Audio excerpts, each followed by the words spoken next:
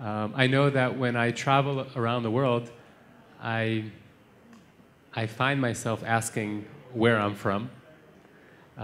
Sometimes even in the most literal way, just genetically. And for instance, I have a producer who's Yugoslavian. And when I was in Yugoslavia, it really made sense. Everyone around looked a little bit like this producer. Moroccan Jews are very easily identifiable. When you go to Paris, you see where they're from and so on. But truthfully, in my traveling, I have not found a country where many people have eyebrows like mine. Just general, the patterns of hair seem to be completely unique. So if the question is, where was my great-great-great-grandmother raped, I'm not really sure. The question is how it informed your creative thinking. Okay, so, well, she was raped, and that might have been where this started. One thing that came up in context of this question is an interesting fact. That my mother is a ventriloquist.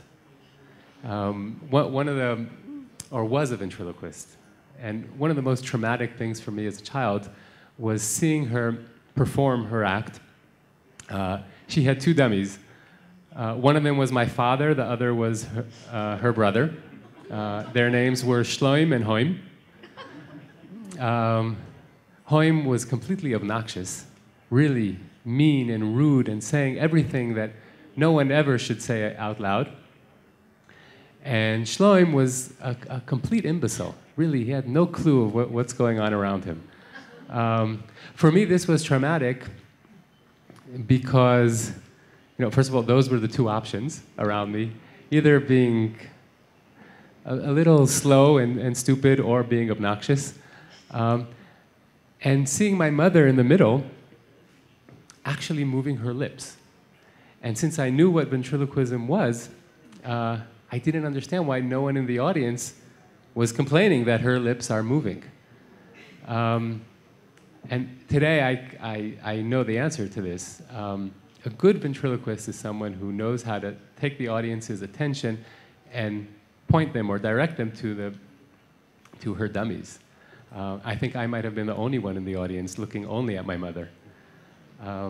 And that's probably the answer that is closest to an authentic and real answer.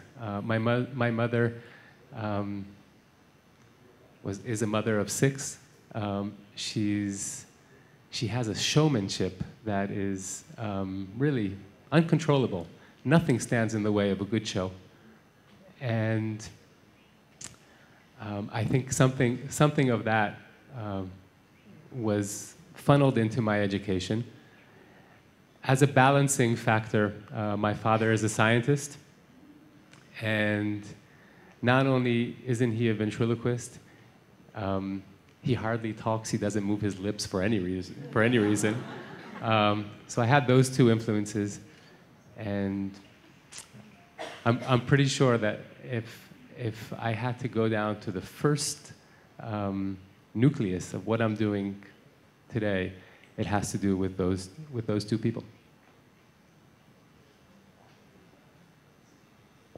Thank you, Joseph, and you've actually already stimulated a question that I've written down for when we finish this first part of the panel.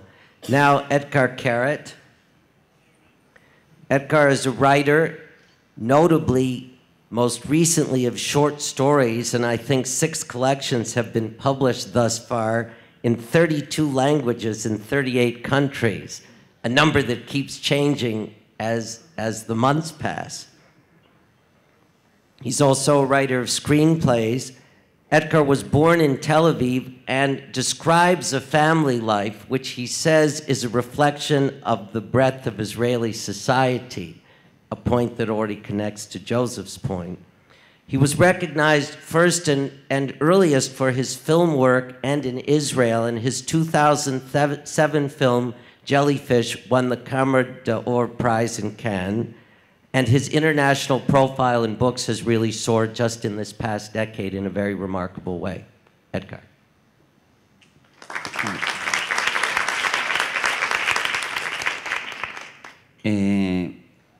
I started writing during my army service, which I guess is very Israeli.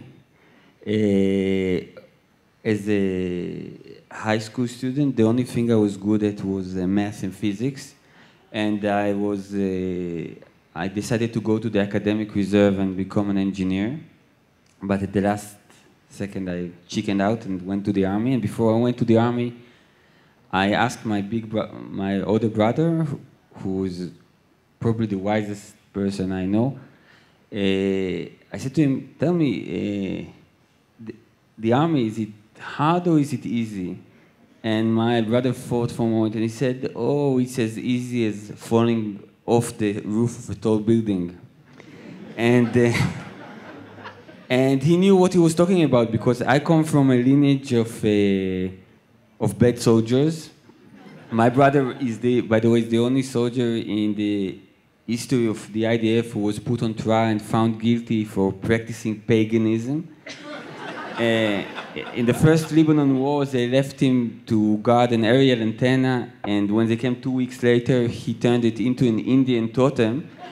And in his trial, his commanding officer testified that he saw my brother worshipping the antenna, which wasn't true, but was enough to send my brother to jail. And I'm saying, if I can go generations back to the Tsar army, and the one thing that the men in my family had in common is that we were all terrible soldiers. And I was no exception, and I remember that I had a commander who was a religious person, and he said that being religious, he believes that every human being, animal, and even mineral had a reason for its existence. And he said, "You know, you've been here for 4 months, and I just can't figure it out. It's me, I'm not intelligent enough. But, you know, maybe if I kick you out of the unit, somebody will find a use for you." And as I said, I was good with math, so I found myself in the end in a computer unit, and we had very long shifts there. And in one of them, I've written my first text. I didn't even know if it was a story or wasn't a story. I printed it out. I had to finish a 28-hour shift, so I waited for like 12 hours or 16 hours for my first potential reader, who was a very tough guy, surfer from Herzliya. And I said to him, "You know, I wrote this story. I'm not sure if it's a story you want to read it." And he said to me, "Fuck off." So I took the printed page, and I kind of looked for another reader. And my first choice was my brother, my pagan brother. I went to his to where he lived. I passed the intercom. I said to him, "You know, I wrote something. I want to come up. I want to show it to you." And he said, "It's not a good idea because you just woke up my girlfriend. I don't know if you noticed, but it's 6:30 a.m. I'll come down with the dog and I read the story while I walk the dog." And he came down with the dog, and he had a little dog. And the dog was very happy. He wasn't used to getting down at those hours. And my brother took the printed page and he started reading it and walking. And the dog, who was just kind of contemplating, you know, he wanted to release his doggy urges, lost balance and fell on the floor. And my brother was walking and reading while he was dragging the poor little dog on the pavement, you know. And immediately I felt guilty. You know, I'm a second generation to Holocaust survivors, so I always feel guilty. But luckily for the dog, my stories are extremely short, and a couple of blocks later, my brother stopped, and the dog could finally do what he wanted to do all along. And my brother looked at my eyes. You know, my brother has amazing expressive eyes, and he said, "It's amazing. I love it. Do you have another copy of it?" And I said, "Sure." So he bent down and he picked the dog shit with the printout and he threw it in a bin. And it was exactly this moment that I decided that I wanted to be a writer, you know, because no, really, because being at the time in the army, I knew how it feels when there's something that is really come from your inner self and it's all covered with shit. I knew that expression. But looking at my brother's eyes, I saw that there was something else. Because, you know, because the story was there and it had nothing to do with the paper. And I said, wow, this is what I want to do all my life.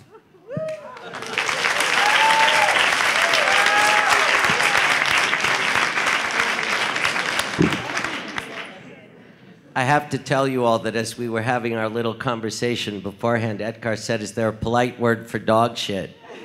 And I said, you can use dog shit, but I was curious to know where it was going to come out in the story. Now we know, and it leads to another question that we'll discuss later. Next, we have Sigalit Landau, who is a visual artist in quite a range of mediums, including the ones I've mentioned before, but particularly video, sculpture, sculptural installation. Sigalit was born in Jerusalem, the only one among us, actually, who was born in Jerusalem. But as a child, she lived in the US and in the UK. And as a young artist, after being trained here, she lived all over the world before deciding to land squarely in Israel, where she lives and works now for quite a long time. She's represented all over the world. She's exhibited worldwide at my alma mater at MoMA. She had a very beautiful one-person exhibition. She represented Israel in the 2011 Venice Biennale, and also before then in 1997. And for those of you who have visited the Israel Museum, you know that she holds a place of pride at the entrance to our Israeli art galleries with what is now, I think, an iconic work of this period, her video work, Dead Sea. Sigalit.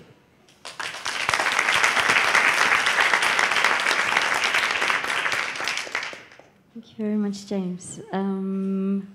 You're saying landscape, so I'm trying to literally sort of think about a cultural landscapes, and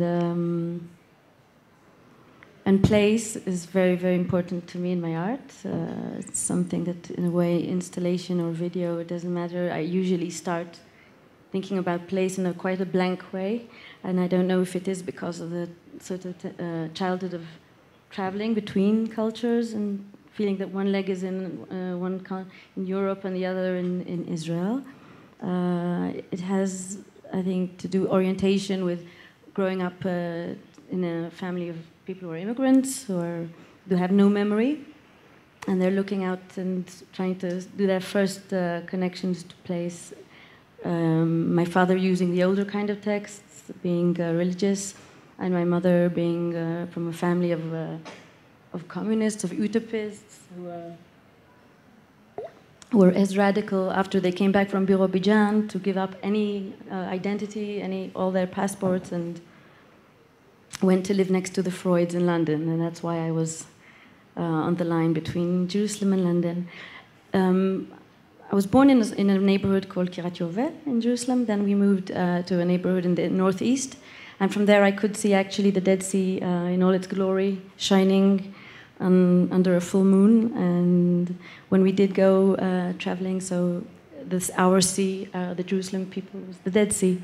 So obviously, and much, much, much later in my artistic activities, I found myself in front of the sea for sculpture, professional reasons. At first, the buoyancy, the uniqueness, the geology, the big formations, the things that sculptors, artists, people love the desert for. But then zooming in and getting more into the details and real life of ecological issues there, and the reality of the last 30 years. I'm more, I feel my job isn't done, and I would like to show today a few images of what's going to be, I hope, in the next year and a half. So this is me and my family, early 70s, it's in the winter, on the banks of the Dead Sea.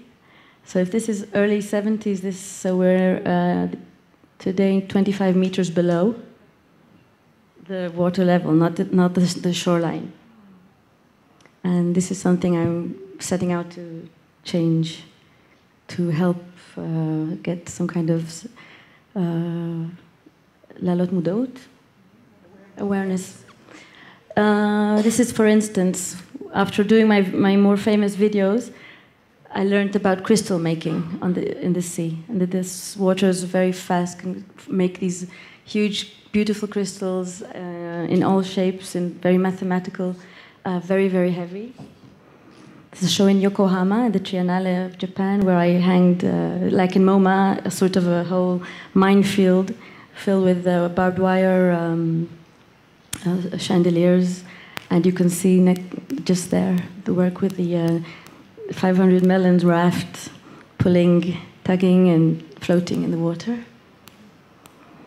Another video, here you see a pair of shoes, which one hot day in August, that's when we do our harvest in the Dead Sea. I pulled out this lump of salt. I said, "Oh my God! If I put this on an ice, if I would only be in a place that's freezing cold, this is really a sort of a cold chunk of sun."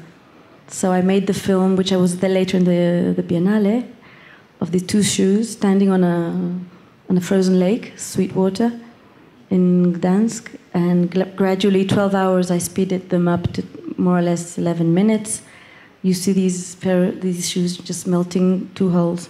So this is solid water, and it's remnants of a place, of an impossible, irregular place that's part of a man-made disaster. And this lake is in a place which has its own memory. It's just in front of the shipyard, Solidarity, and Polish history, which we know what that means, more or less, at least in my art. And voila, so my next big project, which is starting to evolve well, is a bridge, which I want to develop for this area, connecting, when I suddenly understood that there's the shore that's Israeli, there's the shore that's Jordanian, and we're calling it Derech HaMelech. There's Derech HaMelech, the route of the king, which is north to south of Israel, and Derech HaMelech is it's going to be a route made out of salt crystals that are really made by the sea. And just a sec. Let's keep the best for that. No, because I have a good new model. I'd like to show you how actually there's going to be so much salt, excessive salt being quarried from the southern part, which is overflowing. And the state of Israel doesn't really know how to dispose of it, and they were afraid to pollute. And I'm calling them to just give it. Me and my studio have a big suggestion how to make this salt route drop from the high mountains of the Rift Valley down into the water, where actually the salt itself, the sea itself, will create this bridge, which will connect and facilitate. People will be able to walk over the salt water. And at some point last year, there was also the flag. So I came to Shimon Peres, so our host today, really, and invited him to come to Venice to see the pavilion, the Israeli pavilion in the Giardini. And this is our photo opportunity. So we have a blue and white flag of Israel, and we have a blue flag coming from the Mediterranean, indicating that the sea is peaceful. And I turned it into a flag that says, let's hold our horses and for a better future for this area. Thank you.